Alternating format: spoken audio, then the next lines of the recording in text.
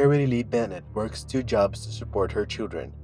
One night, while working overtime, she is surprised by the police with news that would change her life. Her daughter was dead, and the person responsible was someone she would never have imagined.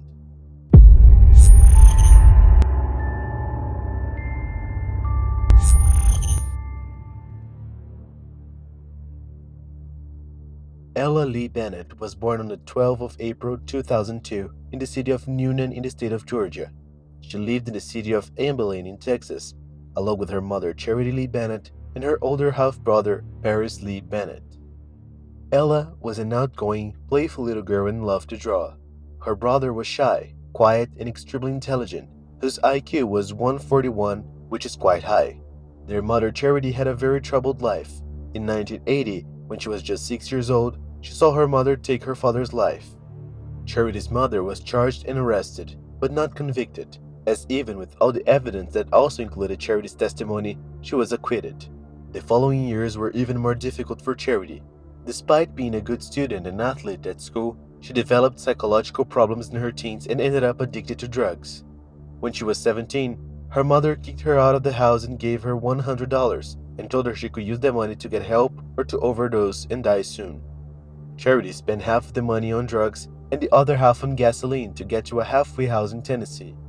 She managed to stay drug-free over a year and enroll at the university to have a better future, but she felt very empty and unhappy, and with each passing day, she missed the drugs even more.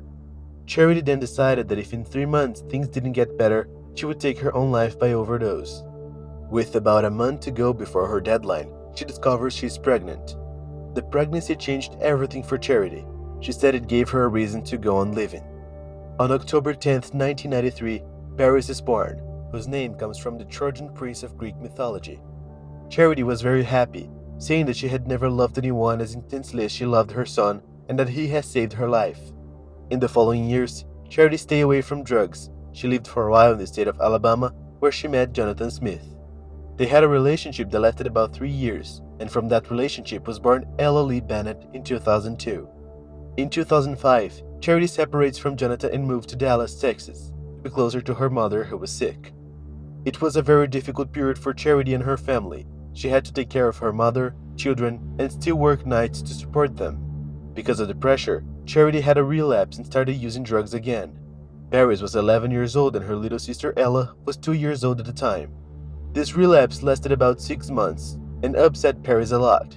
He had to fend for himself and take care of his young sister, as the mother was always very upset and absent. From that point on, things only got worse. Charity returned to Alabama and tried to rekindle her relationship with Ella's father, but it didn't work out. Shortly thereafter, she moved to her mother's ranch in Seymour, Texas. According to her, it was a bad decision. The bad relationship with her mother added to her struggle to recover from the addiction, and the strange behavior of Paris made everything a great hell. One day at the ranch, Paris was playing with his sister Ella and another little girl when he broke a toy they were playing with. Ella started crying, and Charity scolded Paris and grounded him. A few minutes later, one of the girls working at the ranch called out to Charity that Paris had taken a knife and locked himself in the pantry. By the time Charity and her mother managed to open the door, Paris had a knife pointed at them both and was extremely agitated. Paris' grandmother managed to hold the knife and Charity hugged him. After this happened, Charity decides to put Paris in a psychiatric hospital. He was hospitalized for a few weeks and being evaluated by doctors. During this period, he didn't want to talk to his mother, but Charity didn't believe that her son didn't want to talk to her. She thought it was the doctors who didn't want to let her see their son and that they were making light of him. Because of this, she decides to get Paris out of the hospital and takes the evaluation papers but doesn't mind reading it, as she thought the doctors hadn't done their job properly. The family moves again, this time to Abilene, Texas. Everything was going well despite the difficulties. Charity had kicked her addiction and was working 2 jobs to support her children. On February 4, 2007, Charity needed to do an extra on one of her night shift jobs. She called a nanny to stay with her kids, and before going, her daughter Ella asked for lots of hugs and kisses. According to Charity, her daughter was a very quiet child and didn't throw tantrums when she had to go out to work, but that night she seemed to be more attached to her more than usual. Before leaving, Charity also gave Paris a hug and a kiss, told him that he knew how much she loved him and that they had been through worse than that and that they would get through it together. The boy didn't show any reaction and Charity left for work.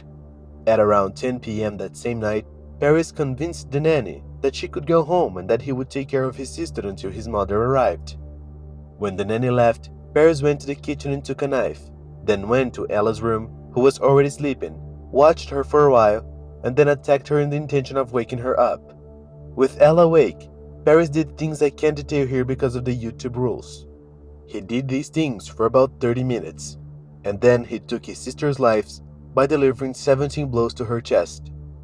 After that, Paris calls a friend. He says he hurt Ella and talks to that friend for about 5 minutes before calling the police. On the phone, Paris tells the police that he was hallucinating and that he saw his little sister turn into a fiery demon in front of him, laughing madly, and so he attacked her. The police, then thinking that Ella was still alive, gives instructions on how to provide first aid until the ambulance arrives. But Ella was already lifeless and Paris pretended on the phone that he was trying to save her. Ella's autopsy report showed deep punctures in the chest area and multiple cuts on her fingers, wrists, and forearms, indicating that she had fought for her life. Just after midnight, Charity was helping to close the place where she worked. That's when the cops arrived and told her that her daughter had been injured. She then asked which hospital they took her to, and they said she was home. She was confused because if her daughter was injured, why didn't they take her to a hospital? She asked the officers about it. That's when one of them said, "Charity, we're sorry, but your daughter has passed away." Charity fainted instantly. The officers rescued her and took her to a hospital. When she woke up, the first thing she asked was where her son Paris was and if he was okay. The cops then tell her that he is fine and that he was in custody. Even more confused, Charity asks the cop how is he in custody, and then the police say that Paris was responsible for the crime. According to Charity, nothing else made sense to her.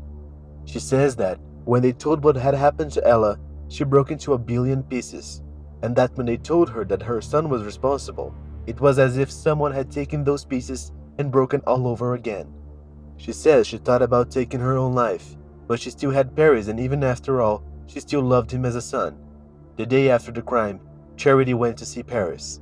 She said she was very nervous and couldn't calm down, but when the police took her to Paris, she said she felt relieved and happy to see her son. Upon entering the room where Paris was, she hugged him with all her strength and started to cry. She said that she needed to feel that he was really there and that everything was fine with him. But then she began to realize that he was not reciprocating. He didn't hug her back and didn't show any reaction. Charity takes a step back and faces Paris. She said she didn't see anything in him. It was like he just had a body without a soul. There was nothing in his eyes. The two then sit at a table, and soon after, Paris asks his mother, "And now, what are you going to do?" Charity is confused and asks Paris what he meant. Paris then responds, "You always said that if someone hurt any of your children, you would be able to take that person's life. So I want to know, what are you going to do now?" Charity says Paris wasn't asking out of fear, but in defiance. It was the first time she'd seen Paris like this, with his sinister gaze. She knew he was angry, but that wasn't just anger. It was something much worse. She says she really tried to believe Paris's version of him having hallucinations, and so he did what he did. She wanted to believe he was sick and could be helped. She promised him the same thing she promised when he was born, that she would love him unconditionally, no matter what. After saying all of that to him, Paris just looked at her in the eye and started laughing. It was a mean laugh, and then he told his mother that she and the others were very stupid, and that everyone was wrong about him, and that he didn't really know. From that point on, Charity realizes that Paris was indeed capable of doing what he did willingly, and that his version of the hallucination was nothing more than a lie. At the same time, new evidence had been discovered by the police. Through the internet search history of Paris' computer, they found some very disturbing things and documents in a folder, where he wrote the plan to get rid of his sister and also his mother. Charity was even more devastated by it all, lost 15 pounds in 13 days, and ended up developing a stutter. 9 months between the crime against Ella and the conviction of Paris were the most painful experience for Charity. She says that in addition to having lost her daughter, she would also lose her son, who would be sentenced to a greater sentence for a minor who commits murder. As many of you know, Texas is one of the states whose laws are pretty tough on criminals. If Paris had been of legal age when he committed the crime, he would have taken the death penalty, but since he wasn't, he got the maximum penalty allowed for a minor offender. Charity asked Paris, why he didn't take her life instead of his sister since he had planned the crime, and Paris replied that, if he had chosen her first, she would only have suffered for 20 minutes. But since he chose Ella, she would suffer forever. You know those documents about the psychiatric evaluation of Paris that Charity didn't even open because she thought the doctors had made light of him? So, when she was going to move out, she found them in the middle of her things. She then decided to open, and there in the doctor's conclusion, it was written that Paris was obsessed with wanting to hurt people and that he had great homicidal tendencies. In August 2007, Paris is sentenced to 40 years in prison. Now, 26 years old, he does some interviews for television programs that cover the case. According to one of these articles, it is said that Paris tries to manipulate prison officers to find out the mother's current address. From the looks of it, he still has plans to go after her as soon as he gets out of prison. Charity continues to visit her son regularly, even with people close to her criticizing her, saying they don't understand why she does it. Charity says that even after all, she never stopped loving her son. In 2013, 6 years after the crime, she had another child, a boy named Phoenix, as the phoenix rises from the ashes, and that had a meaning that suited her perfectly. In 2011, she created a foundation named after her daughter Ella, which aims to help victims of violent crime, people affected by mental illness, or the criminal system. In January 2020, she released a book called How Now, Butterfly? In this book, she narrates how she overcame her loss and managed to hold on despite everything. The title of the book involving butterflies is because her daughter Ella was fascinated by them. And a few days after the crime, the staff of the school where Ella studied called Charity, asking if she wanted the drawings that her daughter had made. When she saw the drawings, there was a butterfly very well designed by Ella. Charity also found a brush in butterfly form in the backyard of her house when she returned there for the first time after the crime. Since then, she associates the butterflies with the presence of her daughter, who somehow, Charity thinks that Ella tries to communicate with her through the butterflies. Charity today tries to lead a normal life with her son Phoenix, who, according to her, gave her a reason to continue living again. Well folks, that's it. Thank you for watching me until the end. Best wishes, and I see you next time.